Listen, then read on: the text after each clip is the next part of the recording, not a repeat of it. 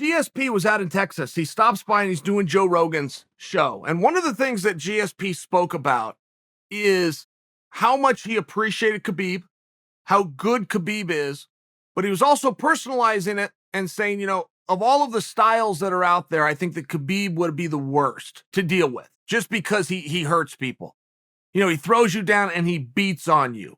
He makes you feel helpless.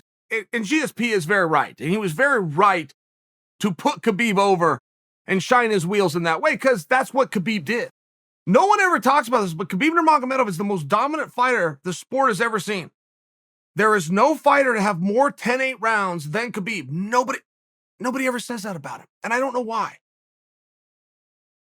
Because it's a tremendous compliment. The most dominant fighter, the pound for pound and who's the best and the greatest of all time. These are all opinion. You can't lie with those numbers. Khabib's got more 10-8 rounds than anybody. So I only bring that to you because I don't know that I look back with such resentment that we didn't have that fight as I do to others. A couple of great fights that we could have had and passed on. Anderson Silva versus Matt Hughes. Both as champions, both in their prime. The champ thing and the leaving of divisions just wasn't around yet, and it never happened. Anderson Silva again versus John Jones. Champ thing just wasn't around. You don't leave your division. And I think as we look back, miss. Should have done it. But there's something with Khabib and George. As great as that fight would have been, there's something that feels right about it never having happened. One of those guys has to lose legacy. One of those guys has to now lose the argument of GOAT. We get it. That's what this is about. It's competition. I understand.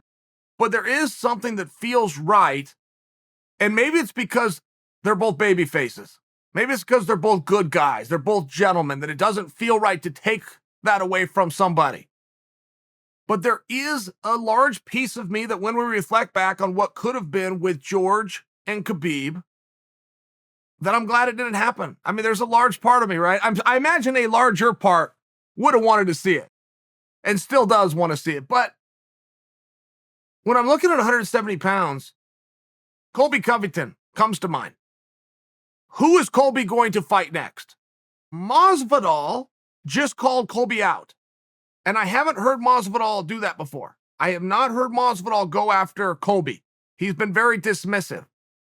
And Masvidal's talking about this from the perspective of, I'm going to beat Usman, and I'm going to go beat Colby. As though Masvidal is really starting to lay out his championship run, which would be incredible because of all of the problems we have at 170 pounds right now. None of them sit with the champ, Usman. Usman is in there. Usman is busy. Usman is ready to go. But the rest of the division, man, it's just a little bit confusing. And I don't know where Colby would go. I know everything worked out for Masvidal. I know Masvidal's sitting out on the sidelines and holding out for Usman. I get that it all worked out. But it's going to work out for somebody. It doesn't mean that the strategy was right. Usman beats Burns. Usman grabs the microphone. He calls out Masvidal. I mean, you're going to run that back? Yeah, okay, great. Masvidal's going to get the fight. I don't know if that same thing's going to happen twice. I don't know that it's going to happen for Colby. If it doesn't happen for Colby, where does Colby go? Because a lot of the pieces are coming off the board. We just saw Gilbert Burns just got matched up with Wonderboy by example.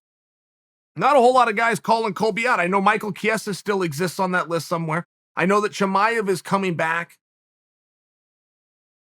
Leon is now tied up with Nate. I mean, I'm just saying there's not a whole lot of pieces left on the board of meaningful top fights. I don't know how much I believe the idea that it's going to be Chiesa versus Covington. But I do know for the guys that are willing to do it, which is a very small amount, guys don't want to fight Colby. Colby will hurt you. He's not just going to beat you. He's going to hurt you. It's one of those things. That list gets a little bit smaller. And it does seem as though, I mean, we're going to have to see what happens here. I would imagine if Masvidal beats Usman, I would imagine they just go into part 3. And now everybody in the division gets the can kicked. Which starts to mean, where's Chimaev? It starts to make Chimaev look a little bit more interesting. Let's see what happens at 170 pounds. I am going to suggest for you, though,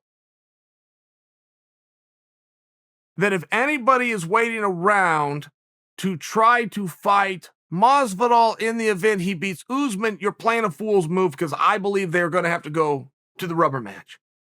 And if you're waiting around hoping that Usman's going to call you out after he gets done with Masvidal, I think you're making a bad move, because I think Usman is probably going to take his oars out of the water. I think he's probably going to do the one thing he hasn't done in a bit, which is give himself a break. That's my guess. My encouragement would be simply, don't wait. You're at 170 pounds, don't wait.